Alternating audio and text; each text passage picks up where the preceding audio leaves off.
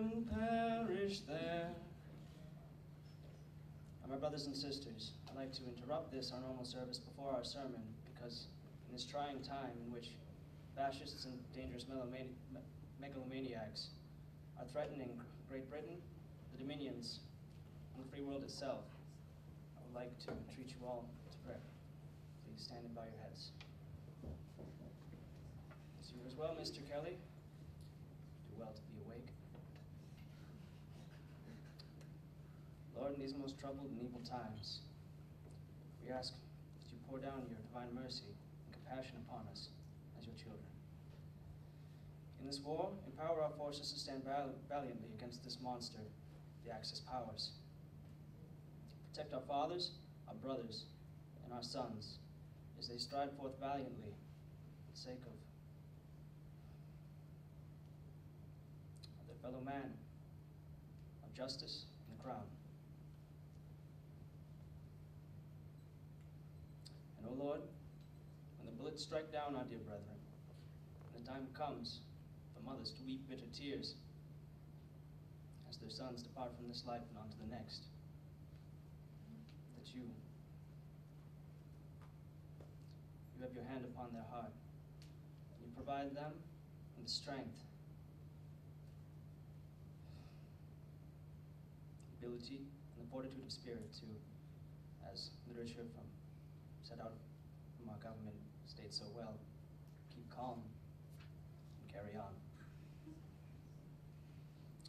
And as the bombs of the air raids that are expected shake the earth and mortar of even perhaps this, our University of Oxford, and this our church, St. Mary the Virgin, that you enshroud our hearts with peace and assurance in your divine will. Amen. Amen.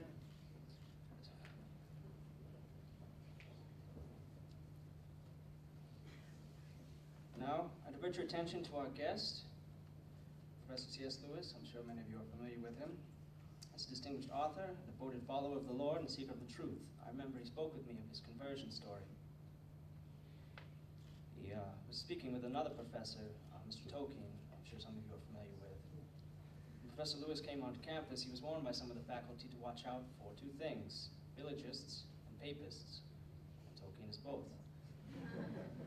Their discussion that took place in was about the myths and lore that they're both blessed with the commonality of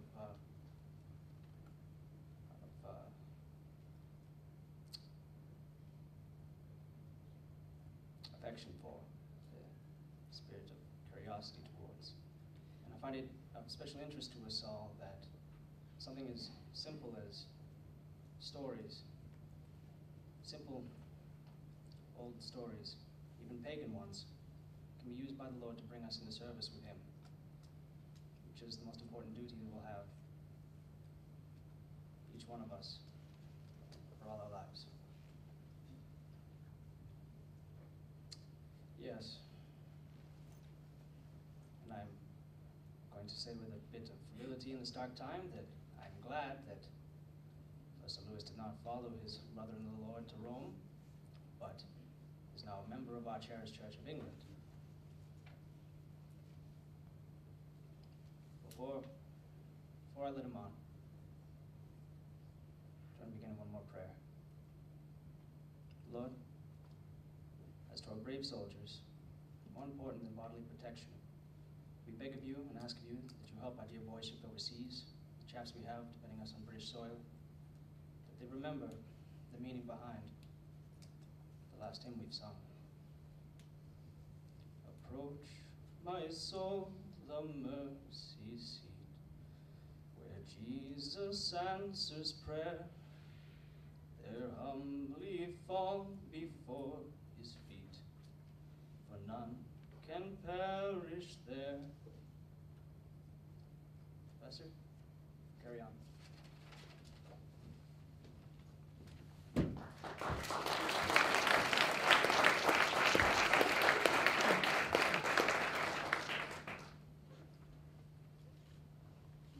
A university is a society for the pursuit of learning. As students, you will be expected to make yourselves into what the Middle Ages called clerics, into philosophers, scientists, scholars, critics, or historians. And at first sight, this seems an odd thing to do during a great war. Why should we continue to take interest in such placid occupations when the lives of our friends and the liberties of Europe are at stake? Now, every Christian who comes to a university is at all moments facing a question, compared with which the questions raised by a war are relatively unimportant. He must ask himself how it is right, or even psychologically possible, for creatures who are at every moment headed either to heaven or to hell, who spend a fraction of what little time is allowed them in this world on such comparative trivialities as literature, art, mathematics, or biology.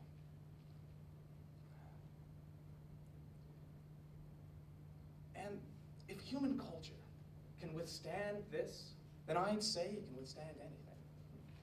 For that reason, I think it important to present the present calamity in a true perspective. The war brings no absolutely new human situation. It only aggravates the permanent human situation until we can no longer ignore it. For human life has always been lived on the edge of a precipice. And we are mistaken to compare the war with normal life, for life has never been normal. Plausible reasons have never been lacking for putting off all merely cultural activities until some great crisis has been averted or some crying injustice has been put right. But humanity long ago chose to neglect those plausible reasons. They wanted knowledge and beauty now, and would not wait for a more suitable time that would never come. But since we are fallen creatures, the fact that this is now our nature would not by itself prove that this is rational or right.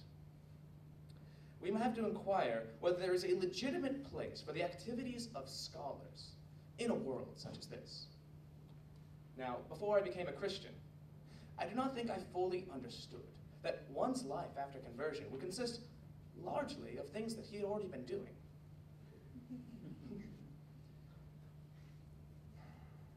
There is therefore this analogy between the claims of our religion and the claims of the war, neither of which, for most of us, will simply cancel or remove from the slate the merely human life we had been living before. But they will operate like this for different reasons. The war will fail to absorb our full attention because it is a finite object and therefore intrinsically unable to support the wholeness of the human soul. I believe I need to make a few distinctions. I do believe that our cause is righteous, and I believe that we have a duty to participate in the war. And since every duty is a religious duty, our obligation is absolute. Perhaps if we live on a dangerous coast, we have a duty to save a drowning man, or to learn life-saving, to be ready for a drowning man when he appears. But we also have a duty to possibly give up our lives in saving that drowning man. But if we were to devote ourselves entirely to life-saving, so as to demand the cessation of all human activity until everyone had learned how to swim, we would be a monomaniac. Life-saving, then, is a duty which one may die for but not live for. And I believe that all political duties fit within this. A man may have to die for his country, but he should no way explicitly live for his country. A man who surrenders without question to the temporal claims of a nation or a party or a class is rendering unto Caesar that which most emphatically belongs to God himself. It is for a very different reason, though, that religion cannot occupy the whole of life in the sense of excluding all natural activities. For, of course, in some sense, it must occupy the whole of life. There is no question of a compromise between the claims of God and the claims of culture or politics. The claims of God are infinite and inexorable. We must either refuse them or learn how to grant them. There is no middle road. Yet in spite of this, it is clear that Christianity does not exclude any of the ordinary human activities. St. Paul, after all, does tell people to get on with their jobs. He even assumes that Christians may go to dinner parties, and what's more, pagan dinner parties. Under the aegis of his church, and in most Christian ages, learning and the arts have flourished. The solution to the paradox, of course, is well known to you. Whether ye eat, or whether ye drink, or whatsoever ye do so for the glory of God. All our merely natural activities will be accepted if they are offered to God, even the humblest. And all of these activities, even the most noble, will be sinful if they are not. Christianity does not simply replace our natural life and substitute a new one. It is rather a new organization which exploits for its supernatural purposes these natural devices. It is rather that there is no essential coil between the spiritual life and the human activities as such. But now we are in a position to answer the view that human culture is an inexcusable frivolity on the part of creatures loaded with such awful responsibilities as we. I reject at once an idea that many modern minds hold, that cultural activities are in their own right spiritual and meritorious, as if a scholar or a poet were intrinsically more pleasing to God than a bootblack or scavenger. The work of a Beethoven and the work of a charwoman are both spiritual under the premise that what they do for God. This does not, of course, mean that it were a mere toss-up as to what we should do. The mole must dig and the crow must crow. And a man's upbringing, talents, and current situation is a good indicator as to his vocation. And if our parents allow us to go to Oxford, if our country allows us to stay, then that is prima facie evidence that the life that we can best lead to glorify God is the learned life. By leading that life to the glory of God, I do not mean any attempt to make our intellectual inquiries work out to edifying conclusions. I mean the pursuit of knowledge and beauty for their own sake, but in a sense that does not exclude them being for God's sake. We can therefore pursue the vision of God ourselves, or indirectly helping others to do so. That is the essential nature of the learned life as I see it. But it does have indirect values, which are especially important today. If all the world were Christian, it might not matter if all the world were uneducated. But as it is, a cultural life will exist outside of the church. To be ignorant and simple now would be to throw down our weapons and then betray our uneducated brethren who have no defense but us against the intellectual attacks of the heathen. Good philosophy must exist, if for no other reason because bad philosophy needs to be answered. The cool intellect must work not only against cool intellect on the other side, but against the muddy heathen mysticisms which deny the intellect altogether. The learned life, then, is for some a duty, and at the moment it looks as if it were your duty. But the peculiar difficulty imposed on you by the war is another matter. All the animal life in us, all of the happiness that's centered in this world, we're always doomed to a final frustration. In ordinary times, a wise man can realize it. Now the stupidest of us know. We see unmistakable of the universe in which we all live, and must come to terms with it. If we had any foolish, unchristian beliefs about human nature, they are now shattered. If we thought we were building a heaven on earth, or looking for some way to turn this current world from a place of pilgrimage into a permanent city, satisfying the soul of man, we are disillusioned. But if we think that for some souls at some time, a life of learning humbly offered to God is in some small way,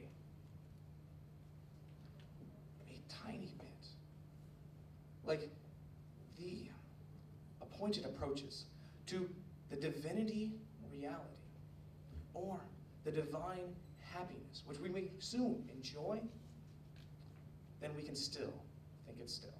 Thank you.